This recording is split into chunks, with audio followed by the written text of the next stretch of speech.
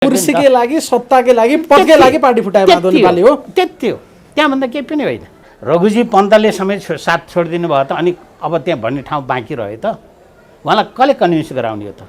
राजनीतिक सन्यास लिन्छु भन्ने प्रदीप नेपाल जस्ताले गएर त्यहाँ माधव नेपालको पक्षमा सही गर्न तत्पर रहे कि रहेन? सत्ताको लागि हो कि यो सबैले भनिरहेछ। यिनीहरूको कुनै राजनीतिक वैचारिक सिद्धान्तमा यिनीहरू लडाइँ होइन, पदमा अथवा सत्तामा पुग्ने किसिमको कुर्सीको लागि लडाइँ हो। नेपाली काङ्ग्रेसले ये सबै 5 वटा लिएर गठबन्धन गरेर चुनावमा जान्छ त? यो केटाकेटी कुराको अनुमान जाँदैन। नेपाली काङ्ग्रेस बेकुब छ। यस्ता झारपातलाई लिएर नेपाली काङ्ग्रेस अगाडि जान्छ? बोकेर हिँड्नेवाला छैन प्रचण्ड र माधव नेपाललाई त्यसो भए नि त? त्यसपछि आफ्नो कुम्लो बोकेर हिँड्यो। त्यसैमा चुनाव जितेर आउन सक्ने अहिलेको यो फुटेको पार्टीसँग हुँदैन। त्यसो हुँदैन। माधव नेपाल पनि समानुपातिकमा बस्नुपर्ने? पक्कै पनि। त पद चाहियो नि त।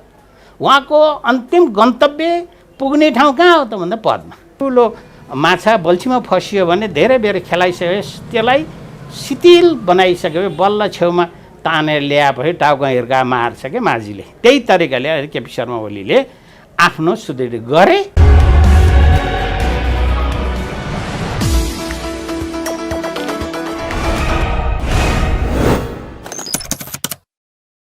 राजनीतिक विश्लेषक प्राध्यापक डाक्टर प्रेम शर्मा हुनुहुन्छ। डाक्टर साहब स्वागत छ यहाँलाई। धन्यवाद। राजनीति एउटा गतिमा अगाडि बढिरहेछ, अहिले पछिल्लो डेभलपमेन्टलाई चाहिँ कसरी हेर्नु भएको छ डाक्टर साहब यहाँले? यो स्वाभाविक लामो समयको तानातान र अन्तर्पार्टी इन्नर पार्टी हुनमा अथवा पार्टीभित्रको कलहको अन्तिम रूपबाट अहिले जुन 2वटा पार्टीहरू विभाजन भए यो स्वाभाविक थियो, किनभने यो मिल्ने तत्त्व पनि थिएन र उहाँहरूको जुन तरिकाको एकले अर्कोलाई सिद्ध्याउने अथवा किनारा लगाउने किसिमको जुन तिग्डम थियो, त्यो तिग्डमको अन्तिम चरणमा पुगिसकेपछि पार्टी विभाजन भयो। त्यसो हुँदा यो स्वाभाविक। अघिल्लोचोटि डाक्टर साहबले के भन्नुभएको थियो भने यति धेरै भनिसके, यति छाडा बोलिसके माधव नेपाल र केपी ओली एकअर्काका बिच, यिनीहरू फेरि पनि मिलेर बस्यो भने त हेट घिनलाग्दो त्यो जस्तो अस्वाभाविक अप्राकृतिक त झन् केही हुँदैन भन्ने कुरा डाक्टर साहबले गर्नुभएको थियो जतिखेर उनीहरू मिल्ने भनेको र वार्ताको लागि कुरा गर्दै थिए। र डाक्टर साहबले यसो पनि भन्नुभएको थियो कि सौताको रिसले पोइको नाक काट्दैछन् माधव नेपालले, काटे भन्नुभएको थियो। काटे अहिले नि त्यही नै हो कुरा कि के हो डाक्टर साहब? त्यही हो नि। अब यो एकछिनको न्यानो चाहिँ काम गरे, तर अन्ततोगत्तो यसले फाइदा चाहिँ कसैलाई पनि भएन भन्छु। र त्यति मात्रै हो कि एउटा व्यक्ति विशेषको स्वार्थमा यो पार्टी विभाजन भयो। अब यो केही समय, धेरै त भन्दिनँ म, यो अबको 15-16 महिना पछिको चुनावपछि फेरि जैसे थिए जुनका त्यहीँ जुन ठाउँबाट गएको थियो त्यहीँ फर्किने किसिमको स्वभावले उहाँहरू विभाजन हुनुभएको छ। किनभने उहाँको आङ्कन के थियो भने मसित ठुलै जत्था मेरो पक्षमा हुन्छन् र हामीले पार्टीलाई सुदृढ तरिकाले लैजान्छौँ, अथवा जो जस्तो तरिकाको तिग्डम खेदिएको थियो, तानाशाही भएको थियो, अप्रजातान्त्रिक भएको थियो, गैर संवैधानिक भएको थियो भन्ने कुराहरू थियो। अब त्यो एक किसिमले समाप्त भयो। अब दुःखद कुरो के हो त भन्दा जुन 20% संसदीय दलको बहुमत ल्याएर अथवा केन्द्रीय समितिको स्थायी समितिको सदस्यहरू ल्याएर पार्टी विभाजन भन्ने जुन अध्यादेशबाट उहाँहरू विभाजनमा पुग्नुभयो, उहाँहरूको लागि सहज बनाइदियो अहिले गठबन्धन सरकारले। तर यसले कालान्तरमा गएर पार्टीभित्र विद्रोह हुँदाखेरि सजिलै तरिकाले, जस्तै भनौँ संसदीय दलमा 3जना व्यक्ति भएको संसदीय दल थियो अथवा छ भने 1जनाले पार्टी खोल्ने किसिमको सहुलियत भयो। त्यसो हुँदा यो दुर्भाग्य कुरा हो। यसले राजनीतिलाई अथवा यो व्यवस्थालाई स्थायित्व त उन्मुख लैजाँदैन। तर अब यस्तै होला भनेर अब यसलाई त निष्क्रिय बनाउने रे भन्ने छलफल सुरु गरेछन् नि। अर्काको पार्टी फुटाउनलाई छिल्याइदिइहाल्ने, अब पार्टी फुटेपछि यसलाई निष्क्रिय बनाउने, यो कस्तो खालको पोलिटिकल कल्चर सुरु भयो? फेरि उहाँहरूको तर्क त संसद बचाउनको लागि यो अहिलेको अध्यादेश पनि प्रतिगमनकै विरुद्धमा ल्याएको भन्ने तर्क छ नि। फेरि डाक्टर उहाँहरूको चिज के हो यो? प्रतिगमन भन्ने शब्द उहाँहरूको मुखमा मात्रै हो। प्रतिगमन भन्नेको अर्थै उहाँहरूले बुझ्नु भएको छैन। के हो प्रतिगमन भन्ने उहाँहरूलाई थाहा छैन। र यो कुरो कहाँ हो त भन्दाखेरि अहिले एकछिन पार्टी फुटाउनलाई त्यो गरियो, अध्यादेश ल्याइयो। अर्कोतर्फ सभामुखले पनि त 14जनालाई कारबाही गर्ने कुरो विथ हेल्डमा राखेर थकित गरेर अनि पार्टी विभाजन भइसकेपछि बल्ल सूचना टाँसिने अर्थमा पुगे होइन। यो त पछिल्लो विकासको नतिजा देखिन्छ। त्यसै कारणले यो एकछिनलाई उहाँहरूले जे सहज पर्छ त्यो तरिकाले उहाँहरूले यो संविधानलाई अत्यन्त नजरअन्दाज गर्दै अगाडि बढिराख्नु भएको छ। र यो तिग्डमले के गर्छ भन्दा संसदीय व्यवस्थामा अथवा प्रजातान्त्रिक व्यवस्थामा के भने कार्यपालिका, न्यायपालिका र व्यवस्थापिका, तर कार्यपालिकाले व्यवस्थापिका र न्यायपालिकालाई कठपुतलीको रूपबाट अगाडि ल्यायो। त्यसै कारणले यो तरिकाको प्रजातान्त्रिक प्रणालीलाई प्रचण्डले के भनेको छ भने केपी ओलीले पनि यस्तै अध्यादेश ल्याएका थिए, हामीले पनि ल्यायौँ। केपी ओलीले ल्याएको र हामीले ल्याएको चाहिँ फरक छ। उनले अर्कै मनसाय ल्याएका थिए, हामीले चाहिँ संसद बचाउनको लागि यो अध्यादेश ल्याएको। यदि यो अहिले अध्यादेश नल्याएको भए एमाले फुट्दैन थियो, एमाले नफुटेको भए माधव नेपालहरू केपी ओलीसँगै बस्थ्यो होला या कारवाही गर्थ्यो होला, संसद बच्दैन थियो त्यस पछाडि। अनि संसद बचाउनको लागि ल्याएको एउटै तरिकाले मने नहेरौँ न यसलाई भन्दै थिए नि त अस्ति प्रचण्डले। नहेर्ने भनेको त ठिकै हो। कसरी नहेर्ने हो भन्दा केपी ओलीले कार्यान्वयन गरेनन्, फिर्ता लगे, तर उहाँहरूले कार्यान्वयन गर्नु हो, फरक यही हो। अर्कोतर्फ फेरि केपी ओली त 40% वाको कुरो थियो होइन, अहिले त 20% ल्याएको भन्ने त फरक यही त रहेछ नि त। फरक त प्रष्ट देखियो है। त्यसै कारणले यो उहाँहरूले भनेको कुरो आफ्नो इन्टरप्रिटेसन अथवा व्याख्या विस्तार गर्ने आफूलाई सहुलियत हुने तरिकाले एकछिनलाई ढाकछोप मात्रै एकदमै इनभ्यालिड तर्क हो त्यो, एकदमै गलत तरिका हो। त्योभन्दा राम्रो ल्यायौँ भने प्रजातन्त्रलाई अथवा संविधान बचायौँ भन्ने कुरा यो बेकारका अनागरल किसिमका व्याख्या मात्रै हो यो। खासै यसले व्यवस्था मासेर संविधान बच्छ र कहीँनिर त्यही त मैले भने के भने कार्यपालिकाले न्यायपालिकालाई व्याख्या गर्नमा भार थुपारिदियो। अर्कोतर्फ व्यवस्थापिकाको त कुनै अर्थै भएन। आज जसो राति संसदमा कुनै बिजनेस नभएको कारणले बन्द गरियो, भोलिपल्ट फेरि 24 घन्टा 12 घन्टा नबित्दै फेरि अध्यादेश ल्याउनु भनेको अर्थ के हो त? त्यही त नियत त स्पष्ट छ नि त। अनि हामी संविधान बचाएको छौँ भनेर गफ पनि दिन सक्दैन उहाँहरू नै। बेकारका कुरा। संविधान कसले बचाएको थियो? संविधान बचाइएको भए त नेपालमा धेरै संविधानहरू 6-7वटा संविधान मासेर अनि अहिलेको संविधान आएको होइन र? के संविधान कसैले बचाएर बचिने कुरा छ? जनताको मुभमेन्टले अथवा आन्दोलनले संविधानहरू बनिरहेछ नेपालमा। त्यो यिनीहरूले कसैले व्यक्तिले बचाउने भए त पहिलाको संविधान किन बचाइएन त नि? 47 सालकै संविधान पछिको कुरा गरौँ। संसदीय व्यवस्थाको पुनर्स्थापना पथिका त्यति एउटा नमुनाको रूपबाट ल्याइएको 47 सालको संविधान कसले मासेको त? कि यिनीहरूले मासे होइन र? यिनीहरूकै तिग्डमले, यिनीहरूकै क्रियाकलापले त्यो अवस्थामा पुगेर संविधान सभामा पुग्या होइन। अनि संविधान सभाले पनि त आखिरीमा त्यत्रो एउटा 2 वर्षको संविधान सभाले जुन निकाल्नुपर्ने संविधान हो त्यो निकाल्न नसकेर अन्तिममा गएर न्यायपालिकाको प्रमुखलाई अथवा प्रधान न्यायाधीशलाई अब चुनावको एउटा केयरटेकर गभर्मेन्ट ल्याउनु भनेको त के काम हो? यो प्रजातान्त्रिक प्रणाली हो त यो। अब त्यसो हुँदा न्यायपालिकालाई जे जस्तो तरिकाले उहाँहरूले घुमाइराख्नु भएको छ, प्रयोग गरिराख्नु भएको छ, यो अत्यन्त संसदीय अभ्यासको कमजोरीको रूपबाट होइन, उहाँहरूले जुन खेलेको तरिका चाहिँ अत्यन्त गैर जिम्मेवारी। यहाँनिर सभामुख अग्नि सापकोटाले नेकपा एमाले 14 जना माधव नेपाल सहितका सांसदलाई कारवाही गरेर पठायो। त्यो दिनदेखि उनी बेपत्तै भए भन्छन्। कहिले दाँत टाल्न गए, कहिले कता गए, सिंहदरबारै छोडेर भागेसम्मका कुराहरू थिए। कार्यकक्षमा भेटिएन र हिजो एकाएक अब कारवाही गरिरहनु परेन, किनभने निर्वाचन आयोगले पनि मान्यता दिइसक्यो। त्यस कारणले मेरो दशा टर्यो भन्ने आशयले निर्णय गरे। चिज के हो डाक्टर साहब? यो ठिकै हो, सभामुखले गर्ने त्यो छ कि अथवा मिल्दैन कि? विगतका त्यस्ता कारवाही गरेका भनौँ माओवादीकै 4 जनालाई कारवाही गर्दाखेरि 24 घन्टा पनि नबित्दै त्यो किसिमको कारवाही कार्यान्वयन भएको थियो।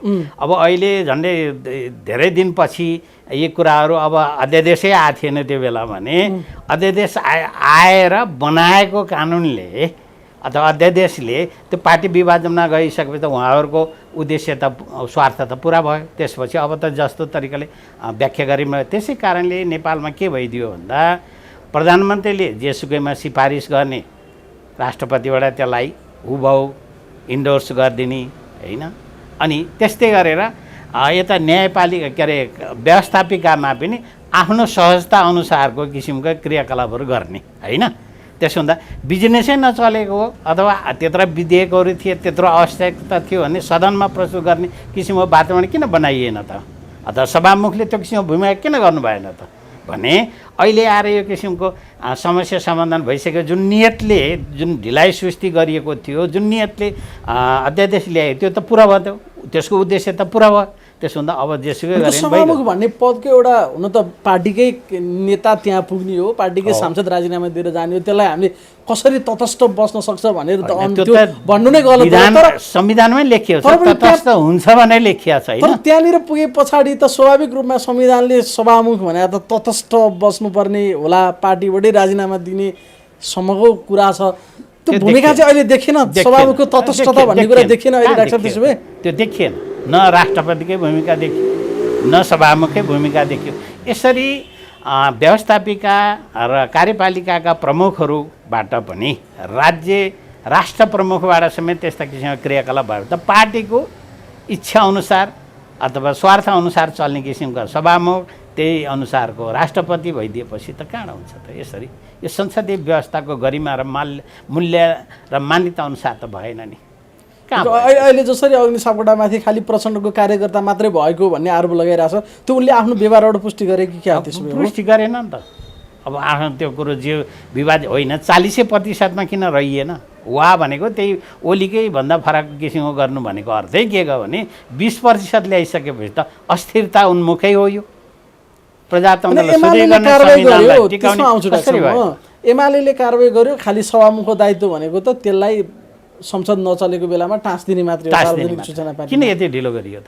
उहाँले टाँस्नु भएन कि कारवाही गर्नु नपर्ने भनेर चाहिँ हिजो निर्णय गरिदिनु हो। हिजो भने मिल्ने अधिकार दिएको त सायद छ कि छैन संविधानमा? जुन स्वार्थको खातिर जुन अध्यादेश ल्याइए थियो नि पछि, त्यो त नेकपा एमाले त कारवाही त के अरे ऊ अध्यादेश ल्याउनुभन्दा पहिले नै सिफारिस गरिसकेका थियो कारवाही गर्ने भनेर। अनि पछि ल्याएर अध्यादेश ल्याएर विभाजन भइसकेपछि कारवाही गर्न परेन भन्नु त स्वाभाविक हो। कुन ठुलो कुरो हो र? प्रधानमन्त्रीको अधिकारमा थियो सदन के अरे सिफारिस गर्ने, सिफारिस गर्यो, राष्ट्रपतिले त्यसलाई अनुमोदन गर्यो भने जस्तै हो। त्यो त एमाले के तर्क गर्छ भने अध्यादेश ल्याउनुभन्दा अगाडि हामीले कारवाही गरेका छौँ, हो त्यो रोक्न पाउने तिम्रो अधिकारै छैन। कुन अधिकारका आधारमा रोके सभामुखले भन्छ एमाले? तर त्यही त यति दिनभित्रमा 20-22 दिनपछि मात्र सम्म पनि अवधि त राखिएको छ। 15 दिनको समय अवधि चाहिँ राखिएको रहेछ त्यहाँनिर। अनि त्यसैमा टेकेर खेले, त्यसैमा खेल्ने एउटा स्पेस पाए, कि ठाउँ पाए, ठाउँ अनुसार खेले। तर त्यसलाई जायज तरिकाले खेल्नुभन्दा, किनभने त्यो तरिकाको नजिरले भविष्यमा पनि अर्को सभामुखले यही किसिमको क्रियाकलाप गर्ने उन्मुख उद्धृत गराएनन् र फेरि उहाँ आफैले गर्नुभएको छ नि सरिता गिरीको सन्दर्भमा 1.5 घण्टामा कारबाही सूचना उहाँले प्रकाशन गर्नुभएको छ। अनि 4 जना अरु 4 जना माओवादी केन्द्रका सांसदहरूलाई कारबाही गर्न पहिला तुरुन्तै गरिएको थियो नि त। खोइ त अहिले त्यो भएन नि त। उही व्यक्ति होइन र 4 जनालाई गर्ने, सरिता गिरीलाई गर्ने यही सभामुख होइन र? अनि के भिन्नता भनेको यही होइन? भिन्नता भने अहिले एमालेका थिए, त्यतिखेर माओवादीका थिए।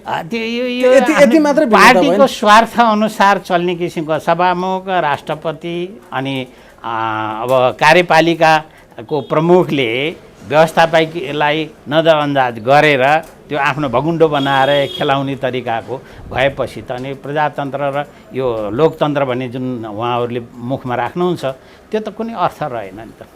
फेरि उहाँहरूकै मुखबाट हो नि सबैभन्दा धेरै लोकतन्त्र, प्रजातन्त्र, संविधान मात्रै हो। यस्ता चिजहरूको प्रयोग हुने सबैभन्दा यस्ता शब्दहरू त उहाँहरूको यो जालझेल गरेर छद्मवेशी तरिकाले जनतालाई भ्रममा राखेर हामीले ठिक काम गरेका छौँ भन्ने भनाइलाई अगाडि ल्याएको। यसमा कुनै नयाँ कुरो छैन। उहाँहरूको नियत बस गरेका कुराहरू स्वार्थ पुरा भएका छन्, त्यसमा कुनै आश्चर्य मान्नु पर्दैन। त्यसो एमाले विभाजन हुँदा हिजो हामीले हेर्दाखेरि अब नेकपादेखिकै यसकै विवाद बढ्दै बढ्दै बढ्दै बढ्दै एमालेको यो विभाजनसम्म पुगेर एउटा क्रमको पटाक्षेप यहाँ देखियो।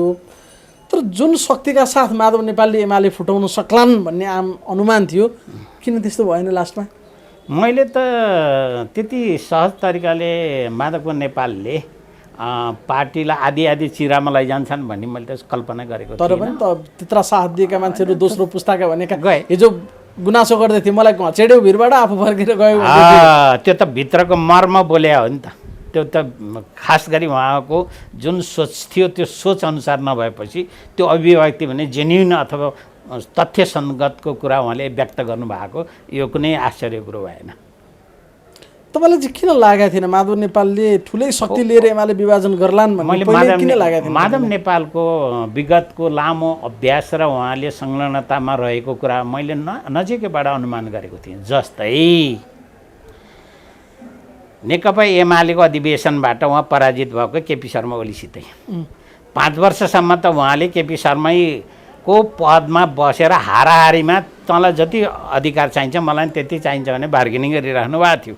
उहाँहरूको कार्यदलमा पनि त्यो प्राप्त नभएपछि उहाँले अलिकति एक रूपले अथवा एक ढङ्गले अगाडि बढिराख्नु भएको थियो। उहाँ एकल तरिकाले चलिराख्नु भएको थियो, जुन कुरो कि कार्यदलले गरेका कुरामा पनि उहाँ सहमत हुनुहुन्थेन। कार्यदलमा बसेका व्यक्तिहरूले यसलाई त्यो कुरालाई कार्यान्वयन जाने केपी शर्माले जान्छ भने माधव नेपालले पनि त्यसलाई मान्छन् भन्ने कुरो जुन अनुमान थियो। अब उहाँकै प्रेस सल्लाहकार राजनीतिक सल्लाहकार रघुजी पन्तले समेत साथ छोडिदिनु भयो त अनि अब त्यहाँ भन्ने ठाउँ बाँकी रह्यो त उहाँलाई कसले कन्भिन्स गराउने हो त? अब 70 वर्ष 60 वर्ष पुगेपछि 70 वर्ष भए राजनीतिक सन्यास लिन्छु भन्ने प्रदीप नेपाल जस्ताले गएर त्यहाँ माधव नेपालको पक्षमा सही गर्न तत्पर रहे कि रहेनन् भनेपछि कस्ता कस्ता मान्छेहरू उहाँले लिनुभएको छ र म जस्तै मास्टर लिनुभएको छ उहाँले एकजना राजेन्द्र पाण्डेलाई सायद अब यो प्रदेशका प्रमुखका उतिर पनि सायद प्रमुख के अरे मन्त्री परिषदको अध्यक्ष दिलाउने कुरामा लोभ होला सायद उहाँको तिरमा चल्ला। बागमती प्रदेश र 1 नम्बर प्रदेशभित्र त एक कुराको चिङ्गाल त छँदैछन् नि भने उहाँलाई कुनै अहिले यो सम्पूर्ण कुरा के को लागि तिग्रम चलिरहेको हो भने सत्ताको लागि हो कि यो सबैले भनिरहेछ। यिनीहरूको कुनै राजनीतिक वैचारिक सिद्धान्तमा यिनीहरू लडाइँ होइन, पदमा अथवा सत्तामा पुग्ने किसिमको कुर्सीको लागि लडाइँ हो भन्ने कुरो त जाहेर भइसक्यो। कुर्सीकै लागि सत्ताकै लागि पदकै लागि पार्टी फुटाए माधव नेपालले हो, त्यति हो, त्यहाँभन्दा केही पनि होइन। आर्थिक रह्यो के त कोही जनताका जल्दा बल्दा सवालहरू महामारीका सवालहरूमा कतै सम्बन्धन छ त? यो कर्मकाण्डी तरिकाको उहाँहरूको गठबन्धनको एउटा कार्यक्रम भनेर भनिएको छ त्यो त डे टु डे एउटा कर्मचारीले चलाउने कुराहरूलाई पनि उहाँले त्यो 5 दलको गठबन्धनको विशेष किसिमको कार्यक्रम भयो त। जस्तै एमसिसी बिल बारेमा त लेखिएन त, बोलिएन त कार्यदलको के अरे यो गठबन्धनको मुखपत्रमा त उहाँले ल्याएको सार्वजनिक गरिएको कार्यक्रममा त त्यो त परेन नि त। यस्ता चिजहरूलाई त नजरअन्दाज गरियो नि त, त्यसलाई त खासै महत्त्व दिइएन त। त्यसो हुँदा अब सदनमा जे तरिकाको विधेयकहरू बाँकी थिए, जल्दा बल्दा विधेयकहरू बाँकी थिए, ती पनि लाई कुनै अर्थै रहेन होइन। त्यसो हुँदा जसरी तसरी चुनावको लागि गठबन्धन आवश्यक थियो। तर यो गठबन्धन भन्ने कुरा मलाई जहाँसम्म लाग्छ चुनावको मुखमै गएर 2-3 महिना अगाडिबाट फेरि त्यहाँ ठुलो विग्रह र विद्रोहको किसिमको शक्ति आउँछ। किनभने नेपाली काङ्ग्रेसले ये सबै 5वटा लिएर गठबन्धन गरेर चुनावमा जान्छ त यो केटाकेटी कुराको अनुमान जाँदैन। नेपाली काङ्ग्रेस बेकुब छ। प्रचण्ड नेपाली काङ्ग्रेसले यत्रो गोता खाइसकेर पनि बारम्बार इतिहासमा दोहोरिएर 4 चोटिकोलाई 5 चोटि प्रधानमन्त्री प्राप्त भएछ, अझ 6 चोटि हुने अवस्थामा हुँदै पनि यस्ता झारपातलाई लिएर नेपाली काङ्ग्रेस अगाडि जान्छ यो कल्पनै नगरौँ। चुनावको बेलामा मैले भन्छु 3 महिना अगाडिबाटै उहाँहरूको यो गठबन्धन अनि त्यसपछि चुनाव भन्दा 3 महिना अगाडि अहिलेको यिनीहरूको गठबन्धनमा भैँचालो जान्छ अनि त्यसपछि काङ्ग्रेसले बोकेर हिँड्नेवाला छैन प्रचण्ड र माधव नेपाललाई। त्यसो भए त्यसपछि आफ्नो कुम्लो बोकेर हिँड्यो। त्यही त केपी शर्मा ओलीले भन्छ हामी एक्लै लड्छौँ भन्दैछ नि त होइन। ढोडको लौरो टेकेर जङ्गार तर्ने होइन भनेको छन् नि के भने त्यो पनि केपी शर्मा ओलीको पनि अहिलेलाई भनाएको कुरो। तर चुनावको मैदानको तिग्रम जाँदाखेरि त्यो रणनीतिमा जाँदाखेरि केपी शर्मा ओलीले नै आफूले बोलेका कुराहरू लागू गर्छन् पालन गर्छन् भन्ने कुरामा शङ्का छ। तर चुनावमा त चुनाव जित्नु पर्यो, गठबन्धन गरेर हुन्छ कि के गरेर हुन्छ लाग्ला। हर तिग्रमले चुनावमा पनि चुनाव जित्ने मात्रै उहाँहरूको ध्येय हुन्छ। नीति पार्टीको एउटा वैचारिक धरातलमा उभिएर काम गर्ने, जनताको जल्दाबल्दा सवाललाई सम्बोधन गर्नेतर्फ त उहाँहरूको त ध्यानै हुँदैन। पुष्पकमल दाहालले त पार्टीको केन्द्रीय कमिटीको बैठकमा आधिकारिक रूपमा लिखित प्रस्तावै राखे नि त अब हामी काङ्ग्रेससँग गठबन्धन गरेर निर्वाचनसम्मै जानुपर्छ। वाम लोकतान्त्रिक गठबन्धन अहिलेको अपरिहार्य आवश्यकता हो, युगले त्यो मागेको छ भन्छ नि त डाक्टर साहब। होइन, काङ्ग्रेसले जित्दै नचिन्ने ठाउँमा सायद काङ्ग्रेसले देला काङ्ग्रेसले जित्ने ठाउँमा ज्यान गयो नि दिँदैन। अब जस्तै माओवादी एकता केन्द्रले पनि आफूले जित्ने ठाउँमा उसलाई आवश्यकै भएन होइन, त्यो छँदैछ त्यो ठाउँमा। त्यसो भने त्यतिखेर त अब काङ्ग्रेसले ल त्यो यो 5वटा निर्वाचन क्षेत्रमा हामीले तपाईँहरूलाई उ गरिदियौँ, कम्प्रोमाइज गरिदियौँ भन्ने कुरो भनाइ आउँछ। होइन भने नेक टु नेक भएको ठाउँमा ल 5वटा सिट मात्रै उहाँ काङ्ग्रेसलाई माओवादीले दियोस् त। जुन ठाउँमा नेक टु नेक हुने ठाउँमा दिन्छ त दिँदैन। उसको सुनिश्चित जित्ने निर्वाचन क्षेत्रमा 4-5वटा क्षेत्र हो, त्यो ठाउँमा कुनै हालतै माओवादीले पनि काङ्ग्रेसलाई दिँदैन। त्यो त्यसै अब दियो भन्ने किसिममा पारिन्छ। बढीमा 2टा सिट त्यसरी प्रत्यक्ष चुनावमा दिइसक्यो गठबन्धन होस् त, बल्ल त्यतिखेर कुरा गरौँ। त्यति पनि सम्भव छैन। सम्भव छैन, जम्मा 2 सिटका लागि पनि हुन सक्दैन, सम्भव देखिँदैन। त्यो जुन माओवादीको कारणले काङ्ग्रेसले जितोस्, काङ्ग्रेसका कारणले माओवादीले जितोस् भन्ने कुरामा धेरै अप्ठ्यारो छ। तर यिनीहरूको अर्को पनि तिकडम हुन्छ, किनभने यहाँ त अरूलाई केही गर्नु छैन।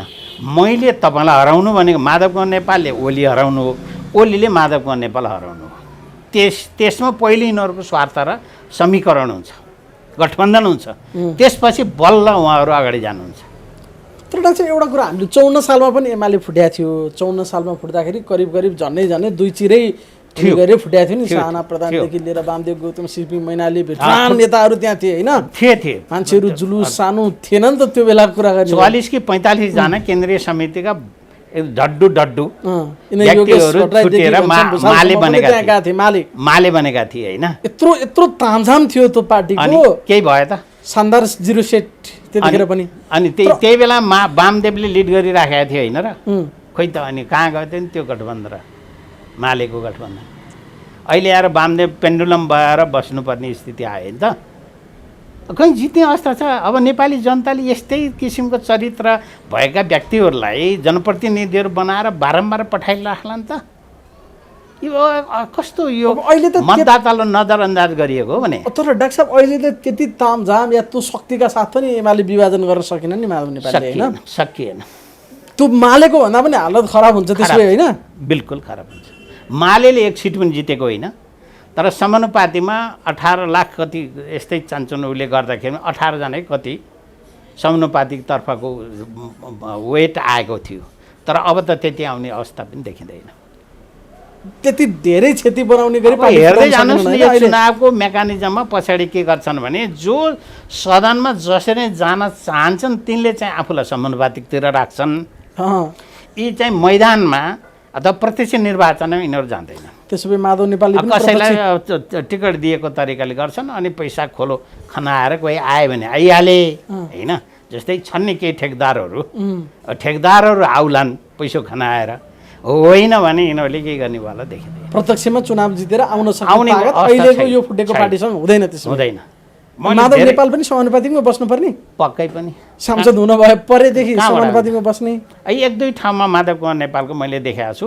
त्यो ठाउँमा माओवादी र माधव कुमार नेपालको बिच समझदारी भयो भने 1-2 सिट चाहिँ सम्भव छ है। त्यो पनि 1-2 सिटमा त्यसले चाहिँ फाइदा गर्छ। बरु कसलाई भने माओवादीले अलिकति फाइदा गर्छ, त्यो माधव कुमार नेपालको समाजवादीले केही फाइदा गर्छ। जस्तै तपाईँलाई उदाहरणकै रूपमा दिन्छु। धादिङको 3 नम्बर क्षेत्र के कट्टेल भन्ने र अनि राजेन्द्र पाण्डेको बिच भनेको कुरो के भने माओवादी केन्द्र र अनि समाजवादी एमालेका मिले भने त्यो निर्वाचन क्षेत्र जित्न सम्भव छ। लेखेर राखिदिनुहोस्। त्यसो हुँदा यस्तो जित्ने बाहेक अरू छैन। अरू त्यस्तो त देशभरिमा सिल्ला खोज्दाखेरि एउटा क्षेत्र तपाईँले भन्नुभयो होइन डाक्टर साहब? त्यही हो। तर जस्तो माधव नेपाललाई उचाल्नुसम्म उचालेर किन पछाडि भयो त? हटे त माधव नेपालहरू, योगेश भट्टराईहरू तपाईँले सबैभन्दा धेरै उचाल्ने भीम रावल होइन भने हिजोको दिनमा? होइन, भीम रावलजी एउटा कुरा केमा हुनुहुन्थ्यो भन्दा भ्रममा हुनुहुन्थ्यो। उहाँ केमा भ्रममा हुनुहुन्थ्यो? माधवको नेपालको शक्ति ठुलो छ भन्ने उहाँले सोचमा राख्नु भएको थियो। पहिला भ्रमै साथ दिएको थियो नेपाललाई भीम रावलले। र उहाँहरूले एउटा काम के गलत काम गरिराख्नु भएको थियो भने उहाँहरूको पार्टीको महाधिवेशनले 5 वर्षलाई केपी शर्मा ओलीलाई चयन गरेको पार्टी अध्यक्ष, त्यो अध्यक्षको कार्यकाल समाप्त नहुँदै उहाँलाई अध्यक्ष चाहिएको थियो, जुन असंवैधानिक त नभन गैर कानुनी तरिकाको उहाँहरूको तिक्रम थियो।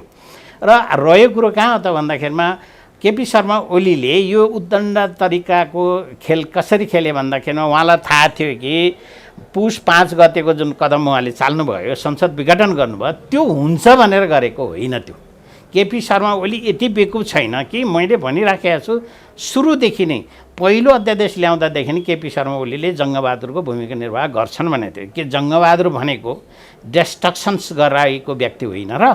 तर जङ्गबहादुरले त के गरेको थियो भने आफ्नो कुललाई राणाहरूको उत्तराधिकारी कायम गर्ने कुरामा जङ्गबहादुर सफल भयो।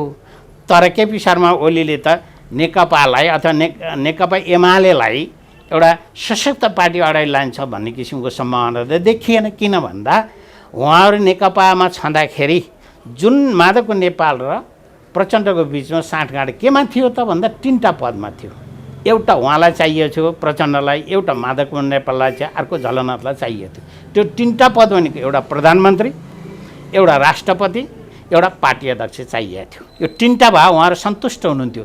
तर त्यतिखेर ढङ्ग पुगेको भए केपी शर्माले ल भइगयो त भने छोडिदिएको भए त सायद राम्रो नतिजामा जान्थ्यो। नेकपा एमाले कोही अग्र स्थानमा जाँदै सायद पार्टी समीकरण हुँदाखेरिमा यो गठबन्धन हुँदाखेरिमा सायद कम्युनिस्टहरू यसरी छत्ताछिङ्ग र भत्ताभङ्ग हुँदैन थियो होला। शक्ति यस्तो तरिकाले गिर्थ्यो नेकपा भन्ने नै सग्लो रहन्थ्यो होला।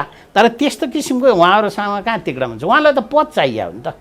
उहाँको अन्तिम गन्तव्य पुग्ने ठाउँ कहाँ हो त भन्दा पदमा नपुगे पछाडि अनि त्यसपछि जे भए नि उहाँहरूको त्यस पछाडि उहाँ केपी शर्माले मूर्ख, अर्को मूर्ख, यो जसपालाई नै मूर्ख बनाए महन्त ठाकुरलाई पनि 13वटा मन्त्री दिए के केयरटेकर गभर्मेन्ट भएर होइन। काम चलाउ सरकारले मन्त्रीमण्डल दिँदाखेरिमा राजदूत नियुक्तिदेखि लिएर अहिले जुन सर्वोच्चमा अहिले रिटको बहस हुन सुरु भइसकेको छ होइन भने त्यस्ता पदहरू पनि केपी शर्मा ओलीले दियो कि होइन मूर्ख बनाएको थियो। बुझ्यो खै? त्यति त बुझ्ने क्षमता नभएको दलका नेता र पद खाने व्यक्तिहरू त्यहाँ छन् भने अन्त यसले के हुन्छ भन्ने कुरा उहाँलाई अङ्क नै छैन भने यस्तो किसिमले नै कहीँ राजनीति चल्छ? संसदीय व्यवस्था यही हो। बेकुब बनाएका थिए कि बेकुब बनाइएको त्यो केपी शर्मा ओलीले बेकुब बनाएको यिनीहरूलाई।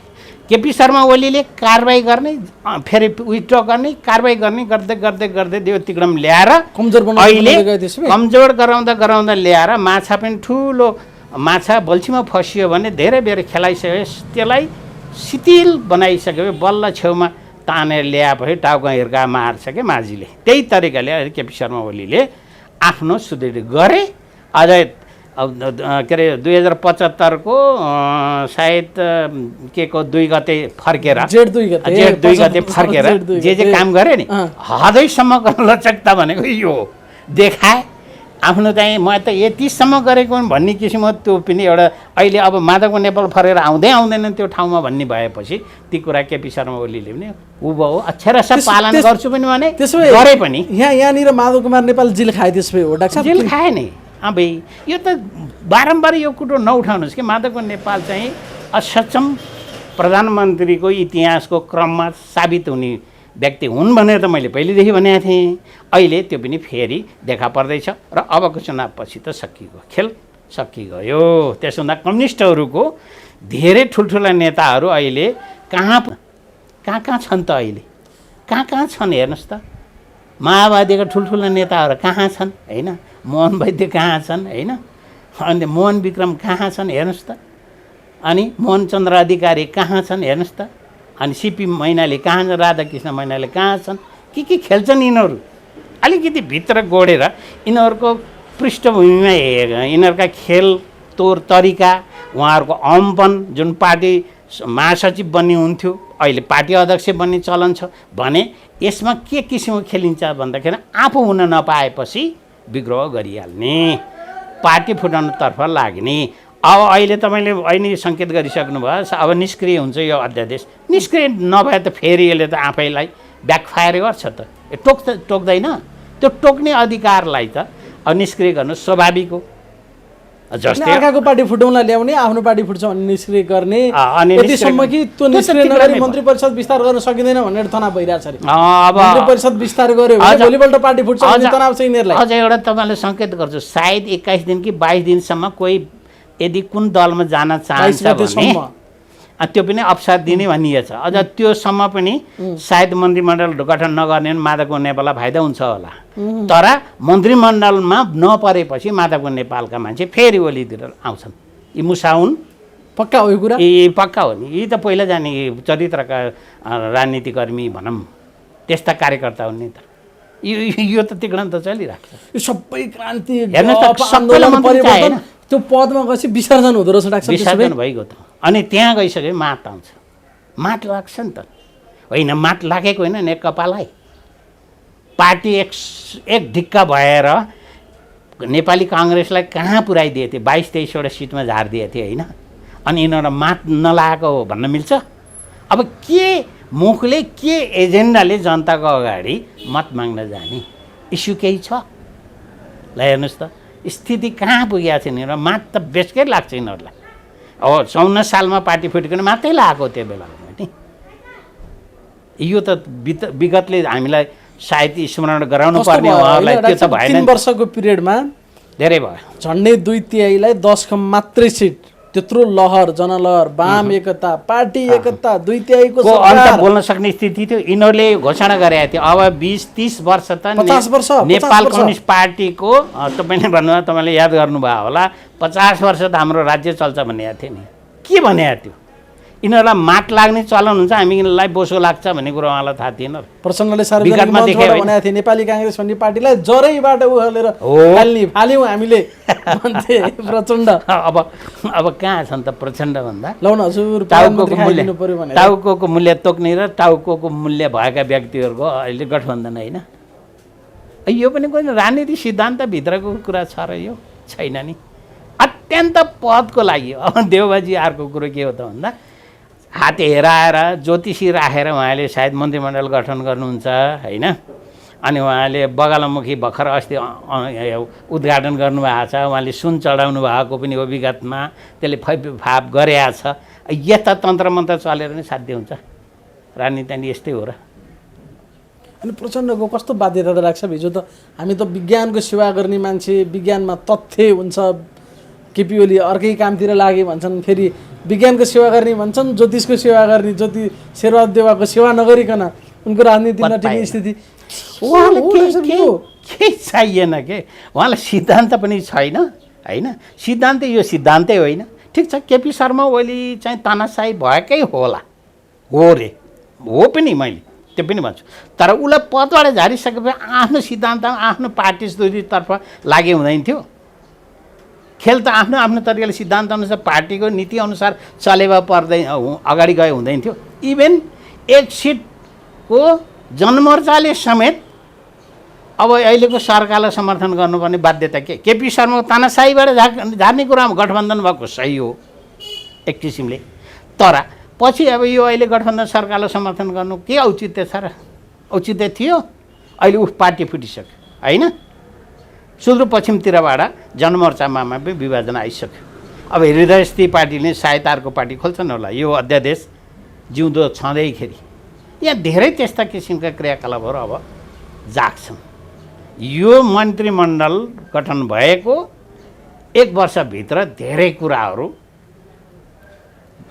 मथिन्छ अथवा धार्ने भनिन्छ नि, दही पार्ने अथवा मोही पार्ने धार्ने ठेक्कोमा अब फिँज आउँदैछ।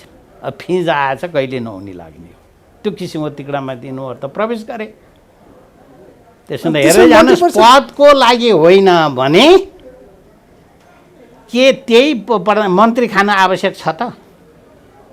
आज यता तिक्राम गरेर उता मन्त्री खाएर सेक्रिफाइस गरे हुँदैन त? मन्त्रीमण्डलमा नबसे हुँदैन? मन्त्रीले चाहिँ होइन भन्न चाहिँ छोड्दै हुन्थ्यो के कम्तीमा। अनि त त्यो पनि भनिरहने, पदका लागि होइन पनि भनिरहने, पदकै लागि मरि पनि रहने भन्ने स्थिति। अनि संविधान बचाउने रे, लाजम भन्ने कुरो संविधान बचाउने रे, प्रतिगमन रे। के हो प्रतिगमन भने? के हो यो व्याख्या? जनतालाई भ्रममा राखेर केपी प्रवृत्ति आजभोलि त त्यस्तो भन्छन्, प्रतिगमन मात्रै हो र। अब त्यो प्रवृत्ति किन देउवालले ल्याउनु पर्यो त नि? त्यसो भने केही प्रवृत्ति पुनरावृत्ति भएको होइन। अध्यक्ष यति छिटो ल्याउनु पर्ने 24 घन्टा नहुँदै सदन विघटन गरेर अनि त्यहाँबाट फेरि ल्याउनु पर्ने आवश्यकता के हो त भने उहाँहरूले व्यवस्थापकीयलाई कठपुतली बना भगुन्डो बनायो होइन। त्यसको के अर्थ रह्यो त? संसदको सङ्घीय संसद के अर्थ रह्यो? अध्यादेशबाटै चलाइराखे भइगयो नि।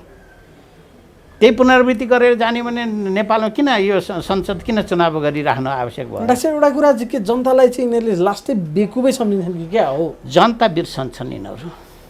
चुनावमा हाम्रा नेपाली जनताहरूले क्षणिक स्वार्थलाई पनि अलिकति हेर्दछन्।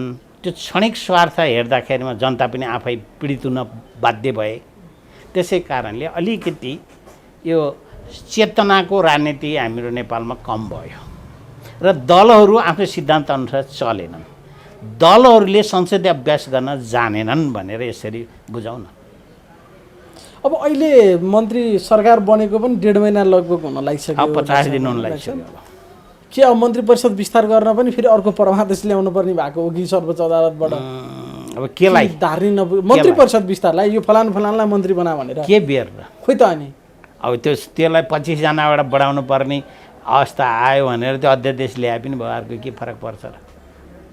त्यो नहोला भनेर के तपाईँले कल्पना गर्नुहोस्। Impossible is not impossible in Nepal. असम्भव त नेपालमा केही पनि छैन, जे पनि सम्भव छ। न्यायपालिकाको प्रमुख आएर पनि मन्त्री परिषदको अध्यक्ष हुन्छ होइन। 12 बजे सदन भङ्ग गरेर भोलिपल्ट 10 बजे फेरि अर्को अध्यादेशबाट अध्यादेश ल्याउने किसिमकोमा पनि पुग्छ। असम्भव छ र नेपालमा? सबै कुरा सम्भव छैन। त्यही नेपाली काङ्ग्रेसले द्वन्द्वकालमा माओवादीहरूको टाउको मूल्य तोकेको र उनीहरूको बिचमा किन साँठगाँठ हुन्छ? त्यही जनमोर्चाले सङ्घीयता विरोध गर्ने दलले फेरि सङ्घीयता हिमायतीहरूसित किन साँठगाँठ गर्छ? औचित्य छ र? अनि यस्ता कुराहरू किन तपाईँहरू खोतल्नुहुन्छ? यो त सहज छ। कस्तो परिबन्ध हो यो? परिबन्ध होइन, उहाँहरूको काम गराएको परिपक्वताको अरू त अभाव। छोडिदिनु न, जनमोर्चाले यो संविधानको रक्षा गर्न मुखैले सही उनीहरूले भनेका छन् नि त। किन यो संविधानलाई समर्थनै गर्न हुँदैन वास्तवमा जनमोर्चाले? किनभने सङ्घीयता हटाउनु पर्यो भने एउटै अडान लिएर बस्या भइहाल्यो थियो। संहिता हटाउनुपर्छ भन्ने जनमोर्चा संहिता हटाउन लाग्यो केपी ओलीले भनेर विपक्षी गठबन्धन बन्ने कसरी मिल्छ भन्न खोजेको क्या एउटा प्रश्न नि डाक्टर साहब। अनि कुनै तुक्रै छ? सङ्घीयता हिमायती, सङ्घीयताको विरोधी जनमोर्चा अनि चल्छ। बचाउने के बारे? के अरे गणतन्त्र बचाउने, संविधान बचाउने, सङ्घीयता बचाउने रे। सङ्घीयता बचाउँदाखेरिमा के भयो अथवा यी समस्याहरू कसरी आइरहेका छन्? राज्य किन यसरी सहज तरिकाले चल्न सकेको छैन? आज यत्रो बेरोजी र भ्रष्टाचारको चाङ थुप्रिएको छ, कोही कारबाहीमा परेको छैन। महालेखाको प्रतिवेदन कता हो कता हेर्नुहोस्, काली लाग्दो किसिमको स्थिति छ होइन।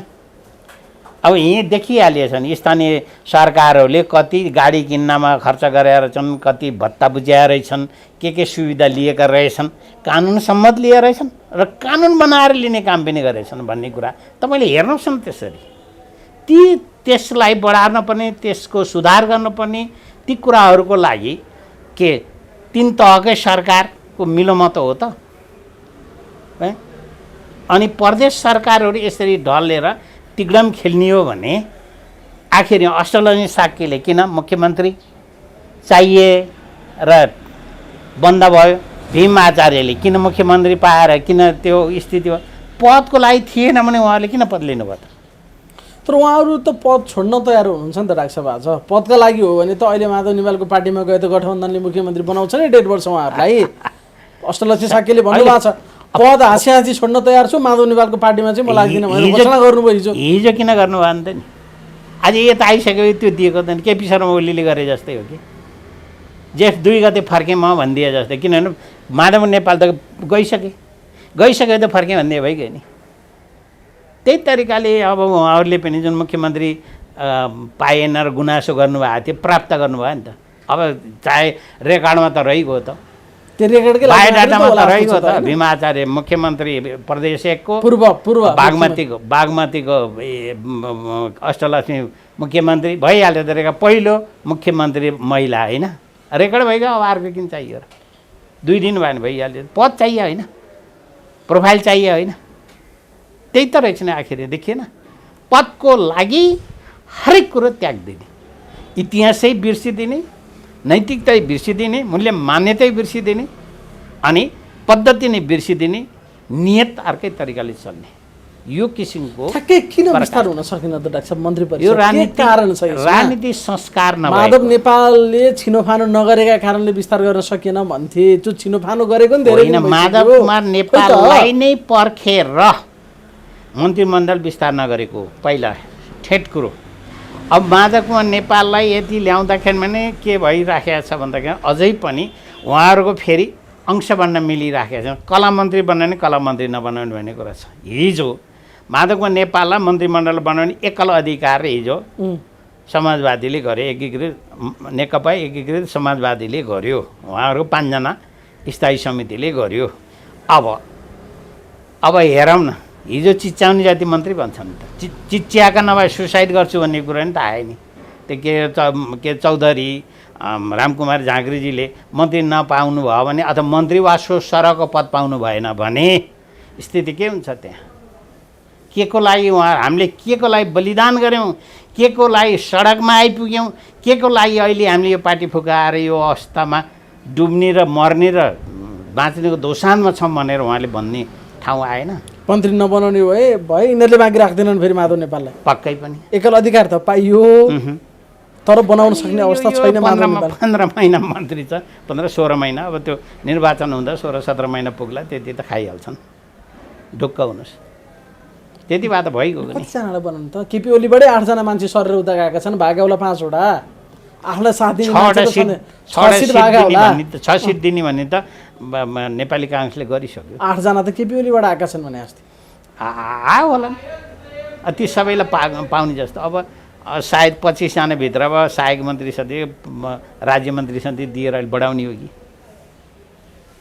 त्यो नबढाइ त सम्भवै छैन। त्यसमा तपाईँले भनेकै लाइनमा अर्को अध्यादेश ल्याएर सायद मन्त्रीमण्डलको सङ्ख्या बढाउने पो हो कि? डाक्टर साहबले अगाडि भन्दै त्यो पद नपाउने जति माधव नेपालमा बस्दैन, तिनीहरू फर्किन्छन् फेरि। अझ यो 22 दिन काटेको छैन। अब यो बुधबारको डेडलाइन जस्तो राखेका छन् क्यारे होइन, मन्त्रीमण्डल बनाउने। अब त्योभित्र बनिए नबन्ने मान्छे त विमुख भए।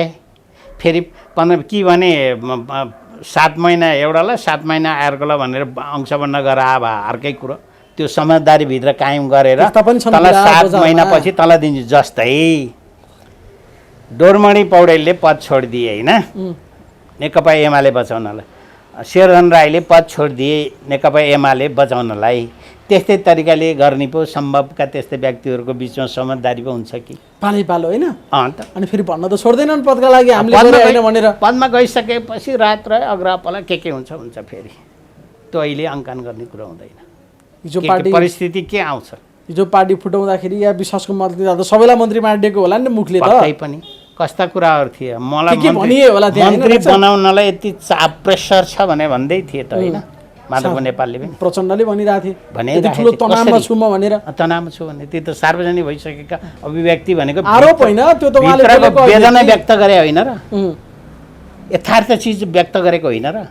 अनि तिनलाई के त्यही सरहको पद अर्को दिएर थामथुम गरेर राख्ने बाहेक, पद दिने बाहेक के पनि राजनीति छैन नेपालमा।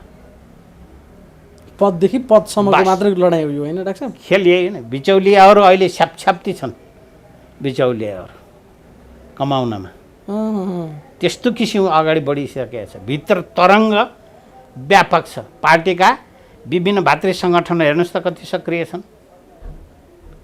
नेपाली काङ्ग्रेसले त चुनाव पनि आइराखेको छ।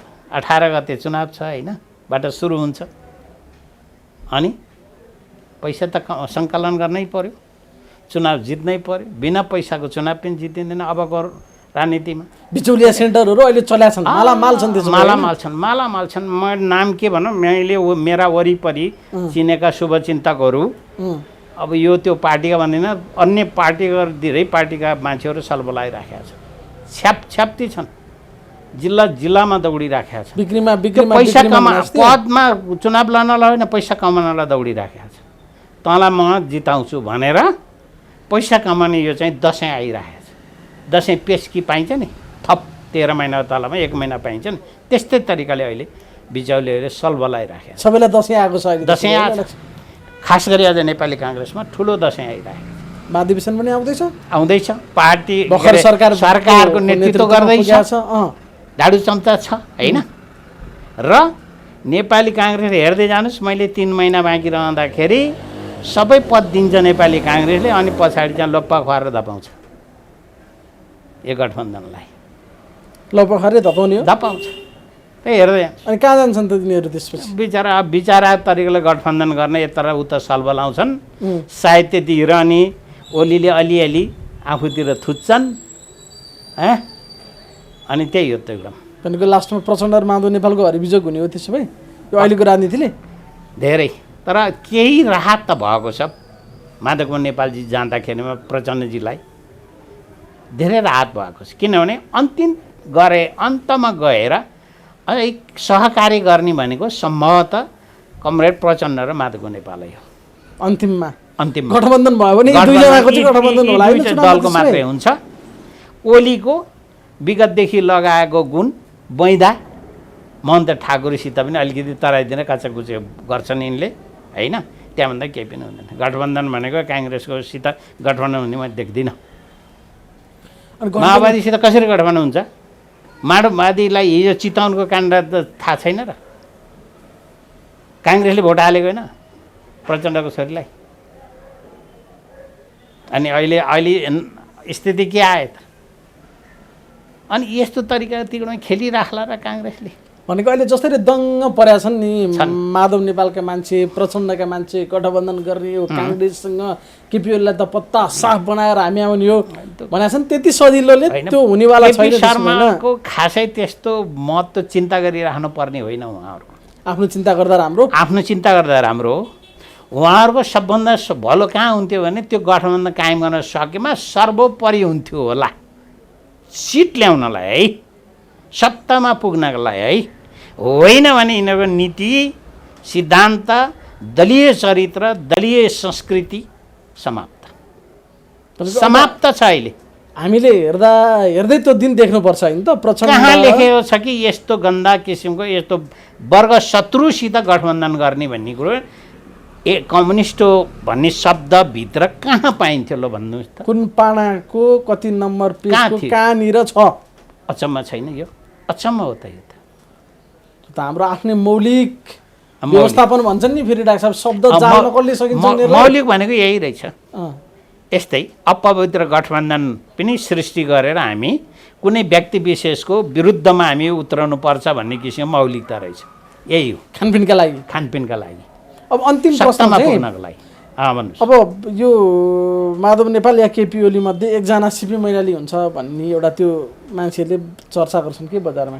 को भन्छ सिपी मैनाली पनि बन्ला, तुलसीलाल अमात्य जस्तो पनि बन्ला होइन, कुनै बेला राधाकृष्ण जस्तो ठेट्ना अथवा देवी ओझा जस्ता ठेट्ना पनि बन्ला होइन। इतिहास बोकेर हिँडेको जनमोर्चाका माओ कमरेड मोहन विक्रम सिंह जस्ता पनि बन्लान्। अहिले सुसुप्त अवस्थामा सुतिरहेका मोहन वैद्य अनि विप्लवजी अब कहाँ हुनुहुन्छ? खै विप्लवजीहरूको त तपाईँले के नयाँ कुरा सुनाउनुहोस् न तपाईँका श्रोताहरूलाई, दर्शकहरूलाई। अस्ति न धान रोप्दै हुनुहुन्थ्यो।